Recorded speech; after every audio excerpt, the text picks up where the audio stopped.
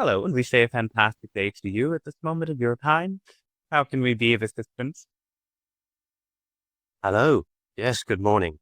Good to connect with you again. I wanted to ask today about metabolism and what's called metabolic reset. Now, this is something I found on YouTube, and basically it's kind of like intermittent fasting, that I'm being careful what I eat. I'm just eating for ideally just 6 hours a day and then not eating for 18 hours a day. And what I'm finding is that, yeah, this is quite a drastic effect. And the people talk about it say it's because it's a new way of understanding to do with metabolism. So as you can see our auras and, how we are in our health, what's your view on this idea? Well, first of all, it really depends on the individual's metabolism. For those with a very fast metabolism might struggle with this, but many will be able to find tremendous benefits from this fasting, especially those who might have weight to lose or who are mm, perhaps past what you might consider midlife, especially benefit from this. It is very powerful in creating a state of what is called autophagy that allows for toxins, diseases, bacteria, and anything that is not necessary for the body's health to be consumed, to be digested. The idea is that these things can build up, and when the body never really gets hungry and learns to adjust to that feeling, they don't get broken down in the same way. So those who experience inflammation, brain fog, mental slowness, impaired digestion certainly benefit from doing this sort of fasting. And also it helps you to tune into other sources of getting energy, as breath is the primary source of energy.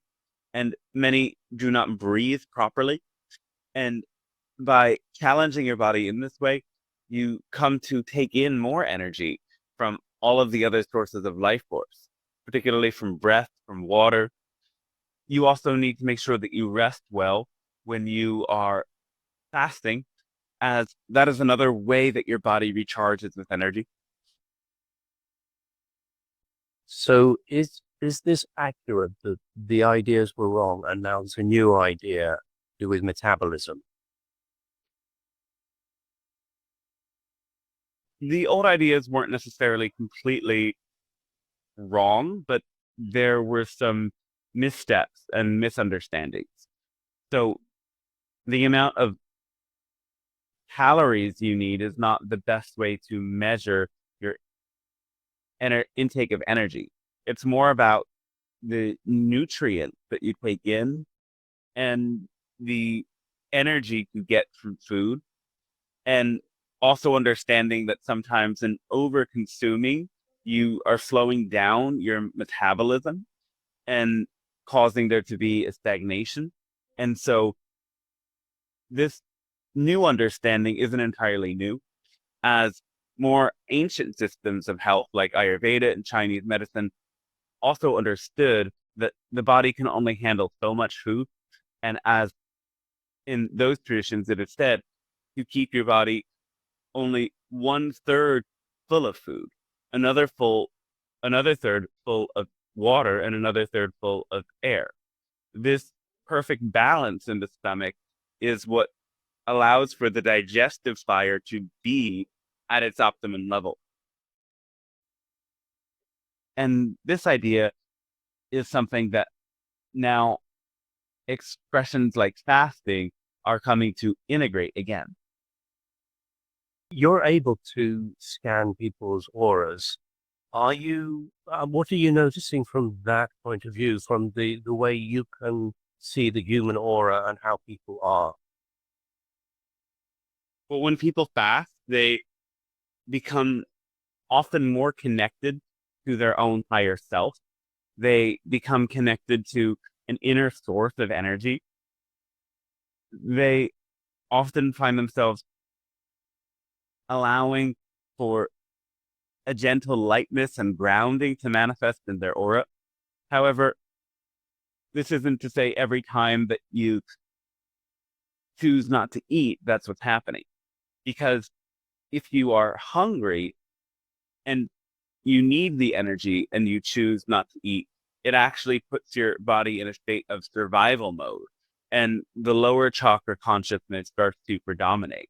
And so fasting also has to be part of a holistic lifestyle. It has to be part of a conscious choice to also watch your energy levels and match your activities to your own food schedule and metabolism, not to push yourself mentally or physically when you are depleted, and to align your rest and your work cycles also with your eating and your fasting.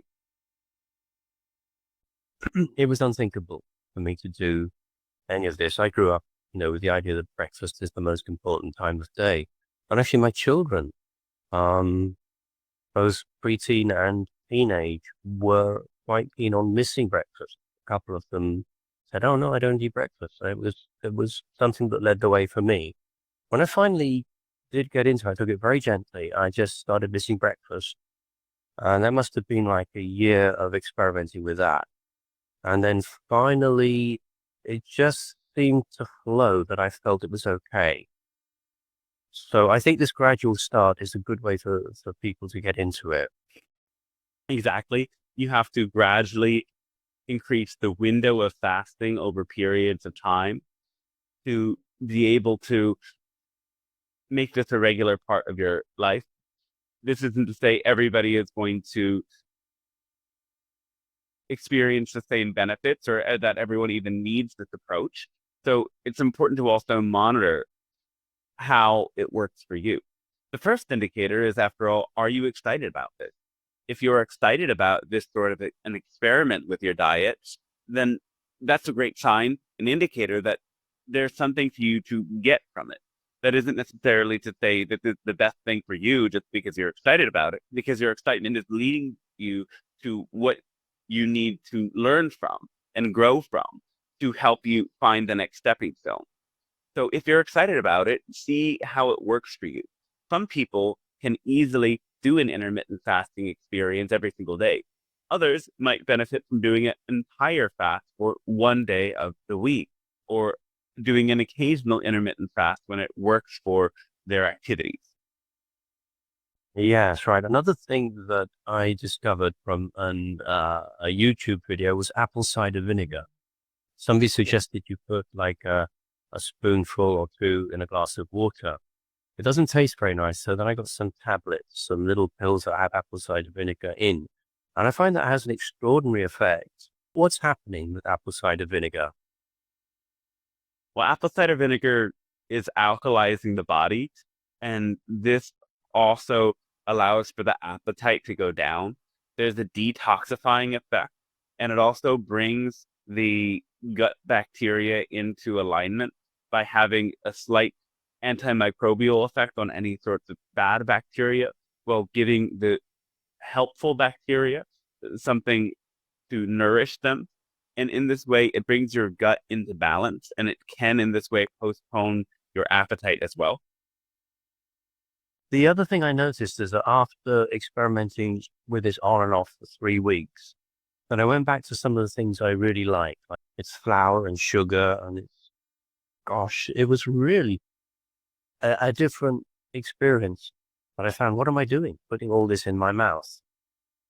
Once you sensitize yourself more to foods and other substances as well, by taking some time away from them, you notice their effect more. Things like sugar have a very intense effect on the body. They can cause a instant shift in your blood sugar levels that also affects your nervous system and floods your brain with dopamine. And this can feel very pleasurable, but it also, in some senses, it creates imbalances. And when you're in a sense purified from fasting, you will feel the immediate effects of sugar much more quickly. And this can help inform you as to whether or not this is something you're really excited about.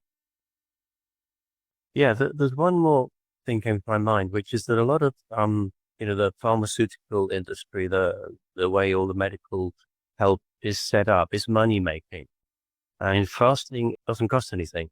And I thought they're kind of hiding this. They want to make money off the pharmaceuticals because even there are miracles of people getting very healthy, especially in later life, or if they have quite serious problems, they can pull back from that with the fasting. So I think there's a political kind of cover up happening here. Well, that's not just in regards to fasting, but it's in regard to all sorts of natural cures, herbs, supplements, and other ways to restore health and prevent disease. Yes, the medical industrial complex certainly doesn't want you to prevent disease in the ways that you're capable of doing so, because then they wouldn't make money.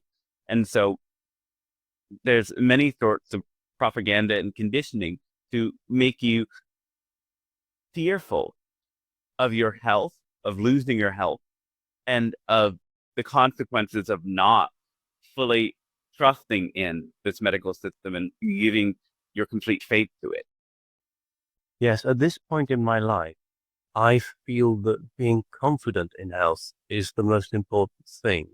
And that the ideas in my mind are kind of the most important factor for my health.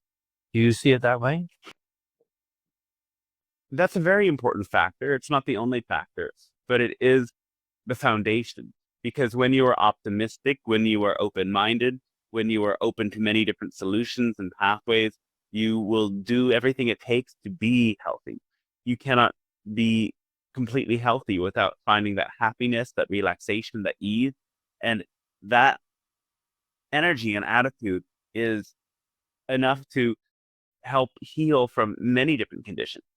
However, there are as well different things that happen to the body over time that need to be addressed. So, if somebody has specific symptoms, it's also important to focus on them.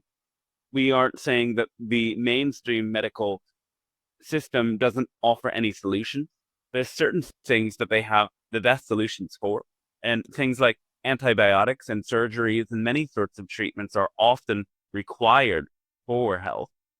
Yet also, many of those conditions never would have manifested if one was in a state of balance and calm and ease to begin with.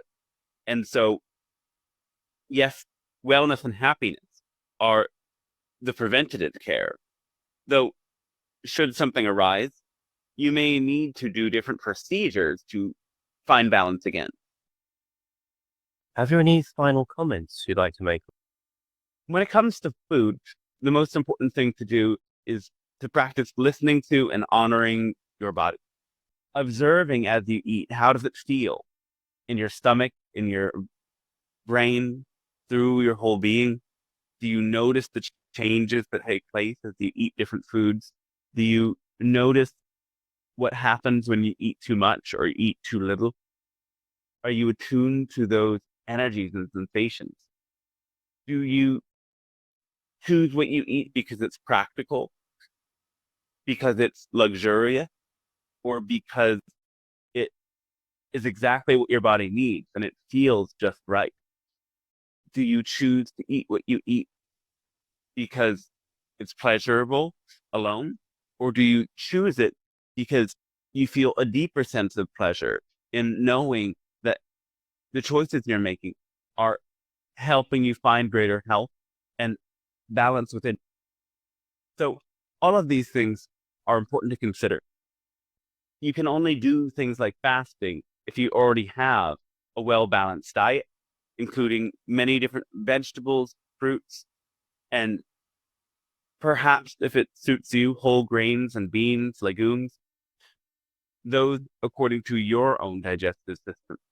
So know that there is no perfect diet out there because every being and every body is different. So don't fall for any of those tools or permission slips presented as specific diets and think that it must be right for you because it's right for someone else. Yes, these specific diets can be exactly what it takes for certain people to heal, but they are not universal. So you have to come to see what uniquely works for you, and also trust in your own intuitive guidance. You will feel what's right for you, and you must learn to listen to it. This just as much comes with fasting. Fast when it is right for you. If you are very busy and have a lot to do, that might not be the right time for fasting. So align your fasting with when you have time to rest, to contemplate, and to be very present with yourself. And it will have the greatest benefits it can have.